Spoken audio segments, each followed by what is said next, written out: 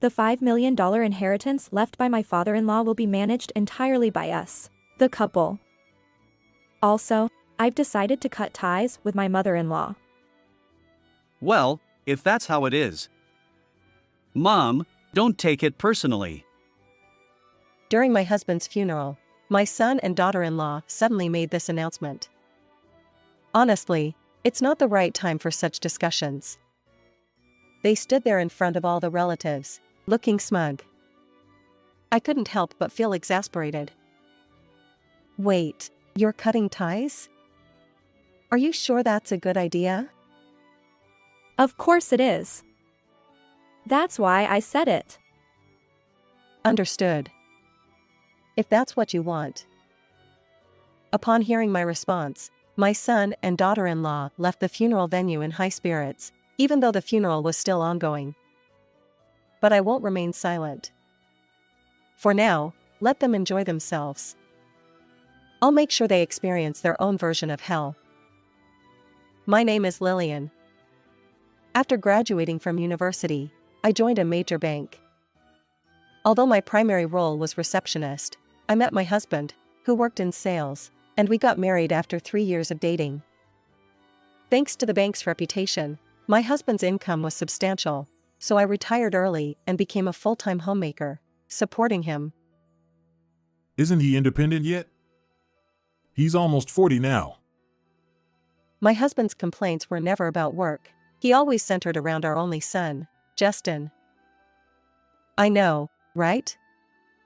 Considering the good job he landed, he shouldn't be struggling financially if he puts in the effort. Justin spent his middle and high school years getting into trouble, often requiring police intervention. I wondered if my parenting had gone wrong. Despite managing to secure a job through our acquaintance, it seems his performance isn't great. My husband had pulled strings to get Justin employed at a major securities firm, but lately, his bad attitude had relegated him to menial tasks. The company could easily offer a six-figure salary for regular work, yet Justin was earning only around $30,000. As a result, he frequently came to our house, borrowing money from my husband. Hey, sorry, but I'm in a tight spot again this month. Can you lend me $1,000? Enough already. Isn't it because you don't work properly? Despite saying that, my husband always ended up lending money to our son. Fortunately, due to my husband's earnings during his banking days and our multiple real estate properties, we've never faced financial difficulties. However, I couldn't help but worry about Justin's nonchalant attitude. How does he plan to survive after we're gone? One day, after living like this for a while, I've met someone I want to marry. Out of the blue, Justin revealed this news. Finally, maybe now he'll start living responsibly. My husband and I were genuinely thrilled about Justin's marriage. We expected to meet his partner during the introduction, but when we finally did, she had a flashy appearance and lacked manners. Nice to meet you. I'm Abby. Nice to meet you too. Please take care of Justin. No need to say that. Leave it to me. Can this person be trusted after marrying into our family? Isn't she great? We met at a bar. Can you believe she's even 30? Enough, Justin. Let's not talk about age. The two of them were completely absorbed in each other, disregarding us. Although I worried about the future, if they got along well, perhaps that would be enough. Eventually, that's what I decided. They promptly registered their marriage. However, they couldn't afford a wedding ceremony, so they planned to save up before having one. At least now, Justin wouldn't keep asking for money. Or so I thought, until We're expecting a child. a month later, Justin and Abby came to our house and dropped that bombshell. Having a grandchild is a joyous occasion, but I couldn't shake my anxiety about more financial requests. Unfortunately, my fears were soon confirmed. Lately, he's been asking for money again, saying it's for the child. What? He claims the child will need money, and I can't refuse when he brings up the baby. Oh, no. It seems Justin's behavior won't change even after marriage. But perhaps becoming a parent will transform him. My husband and I continued to endure, hoping for the best. As time passed, Abby gave birth to a baby boy. I wanted to show him to Mom and Dad. Here he is, your first grandchild. Isn't he adorable? Let's make sure your parents dote on him too. Certainly, a grandchild is adorable, but Justin and Abby seem to view us as their personal ATM. Every time they opened their mouths, it was about expensive diapers or high milk costs, always revolving around money. If you tell Mom and Dad, they'll buy whatever you want. When you grow up, you'll get all sorts of things. Justin was saying this to the child. While we wanted to provide assistance when possible, we couldn't keep giving money every time. Besides, my husband retired last month, and we need to save for our own retirement. I understand your feelings. When Justin was born, I remember the financial strain. But now that your father has retired, and we have our own future to consider, perhaps providing support within reason is a good approach. As I addressed Justin and Abby, Abby's expression turned visibly sour. She then glared at me and retorted, You do have money, right? Don't you find your grandchild adorable? I'm not asking for tens of thousands of dollars, so what's the problem? But my husband has been lending Justin around $1,000 every month. Can't you manage with that? That's a separate matter. Anyway, please take proper care of this child. Exactly. Listen to Abby. Oh, by the way, make sure you write in your will that you'll leave the entire inheritance to us. Mom and Dad aren't getting any younger. What are you talking about? Haven't you received enough money from us? It's never enough. Well, that's how it is. Take care. although my husband retired, he still owns assets, around $50,000 from real estate and savings. But if we let those two run rampant, who knows how much they'll take? We need to address this soon. After Justin and Abby left, I pondered how to handle the situation. Perhaps sensing my anxiety, Don't worry. We won't let them inherit the estate. his words brought some relief. The next morning, I woke up early. My husband usually enjoyed coffee and read the newspaper in the living room, but he wasn't there. Was he tired? Well, I'd better wake him up. I headed upstairs to our bedroom and entered, calling out, "Hey, it's unusual for you to still be asleep today." Huh? In the bedroom, my husband lay there, his face pale and unmoving. What's wrong? Wake up! As I touched my husband's body, it felt cold. At that moment, I knew he had passed away, but I didn't want to believe it. I hurriedly called an ambulance and had him taken to the hospital. Please, let this be a joke. In the ambulance, I kept praying, but upon arriving at the hospital, the doctor pronounced him dead. The cause was acute cerebral infarction, stroke. I don't remember much about how I got back home afterward. There was no time to grieve. I had to coordinate with the funeral company and set the date for the service. And then came the day of the funeral. My husband, who had been well-liked during his banking days, had many attendees. As the funeral progressed, when it was time for me, as the chief mourner, to give my closing remarks, Justin and Abby suddenly stood up, took the microphone from me, and began speaking. Well, can you all hear me? Since there are many relatives here, we have an announcement to make. What? An announcement? This isn't the right time for that. Wait a minute. What are you saying without permission? Shut up. We'll be done soon. Justin handed the microphone to Abby. She took out a piece of paper from her bag. Can everyone see this paper? It's the will his father left behind. Let me read it. All my assets are to be inherited by my son, Justin, and his wife, Abby. So, we'll be inheriting the entire $5 million estate. Neither I nor the other relatives fully comprehended what was happening. My husband writing such a thing on his own was unimaginable. The funeral hall buzzed with confusion. Now, everyone, calm down. Also, we've decided to cut ties with my mother-in-law, Lillian.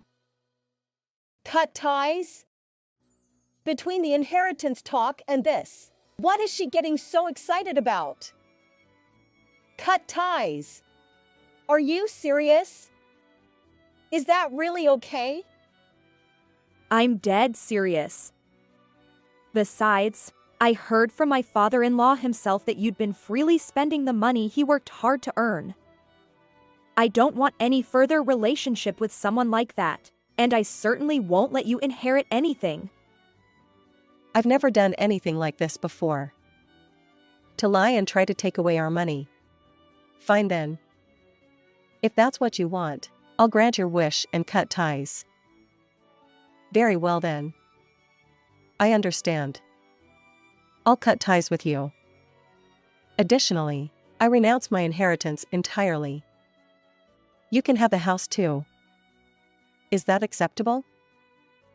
My declaration caused further commotion among the relatives. However, my anger had reached its peak, and I hardly noticed their reactions. Hey! Did you hear that, Abby? Now we can live freely without any constraints. Maybe we'll start with a trip abroad. Justin and Abby left the funeral hall, celebrating and reveling. But their joy would be short-lived. I'll make sure to show them hell. Aside from Justin and Abby's disruption, the funeral proceeded without incident. When I returned home and began packing to leave, Justin stopped me. Mom, don't bother coming back. Well, of course, that's my intention. And you too, please stop relying on me. We won't need to. You're penniless and no longer useful. Abby, right? Exactly. Since we were after my father-in-law's inheritance from the start, we don't need you around. These two really underestimate me. Talking to them infuriates me beyond measure. Ignoring them, I continued packing my belongings in my room and my husband's room. As I did, I noticed an envelope in one of the desk drawers. What's this? Upon opening the envelope, I found my husband's handwriting, a will. What on earth does this mean? I wondered. Nevertheless, I decided to keep it safe and put it in my bag. Since we probably won't meet again, I said as I confidently left the house. However, I had nowhere to go. I couldn't keep living in hotels forever. To find a permanent place, I visited the real estate agency I usually dealt with and signed a lease for an apartment. A week later, I transitioned from hotel living to apartment life. The room was smaller and far from luxurious, but the rent was affordable for a single person. Well, it's almost the end of the month, so I wonder if those people are making a fuss. As I relaxed in my apartment, Justin's expected call came. Despite all their bluster, they still managed to call me. Reluctantly, I answered the phone. Hello? Even though we've cut ties, you're still calling. So, what do you want? Why is my money suddenly disappearing like this? You did something, didn't you? What are you talking about? I haven't done anything. Don't play dumb. Thousands of dollars were suddenly withdrawn, and my account is empty. Where are you now? Come explain. Justin yelled at me and abruptly hung up. How clueless can he be? Sure, My husband owned a lot of real estate, but did he think it was all cash? Well, I might as well tell those two the truth. I left the apartment and headed back to our original home. Hey, come on up. When I arrived at the house and rang the intercom, Justin, with an unfriendly expression, answered. Before entering the house, I noticed a luxury car parked in the garage. Are they really wasting money like this? I was thoroughly exasperated. So? Why did you bother calling me out? What explanation do you want? Look at this. He showed me his bank account. Several withdrawals, each in increments of $10,000, were listed. You tampered with the bank, didn't you? Exactly. Even though we have the will.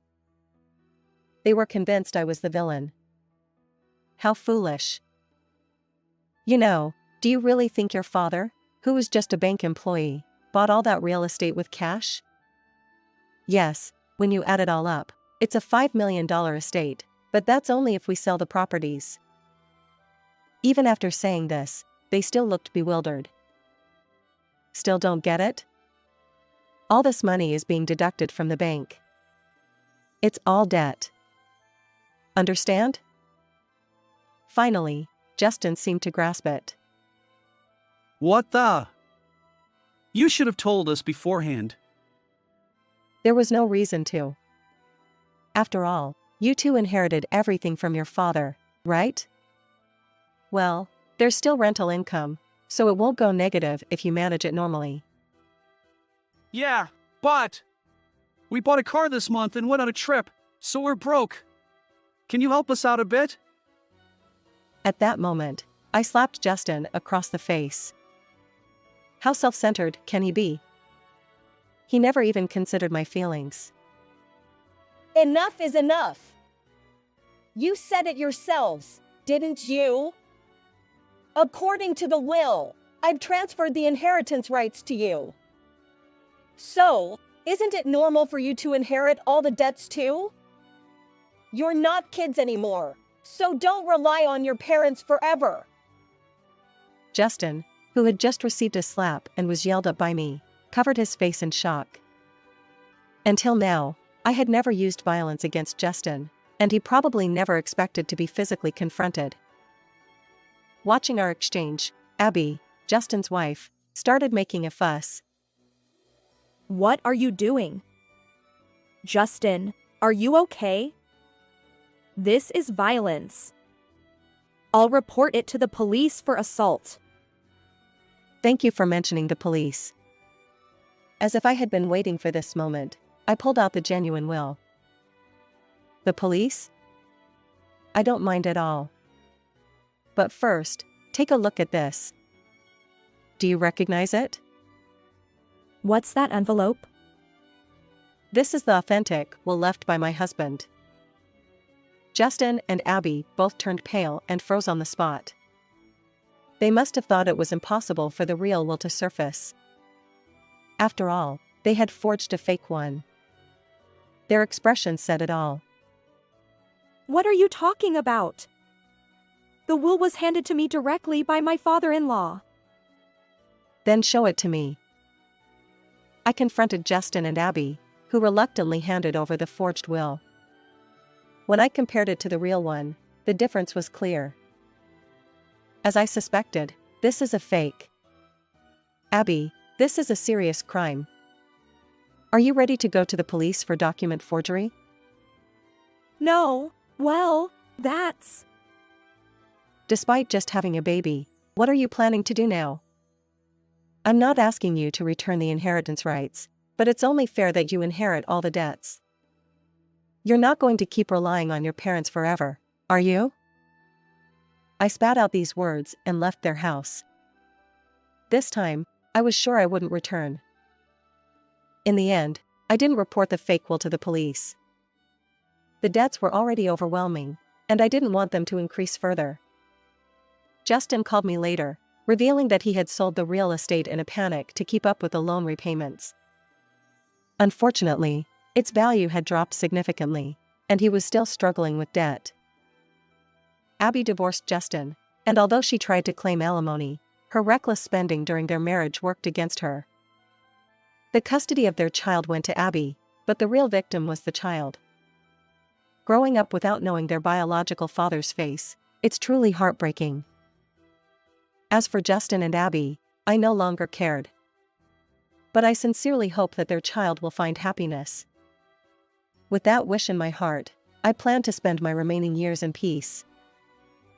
How did you like this story? If you enjoyed it, consider subscribing to my channel. Until next time.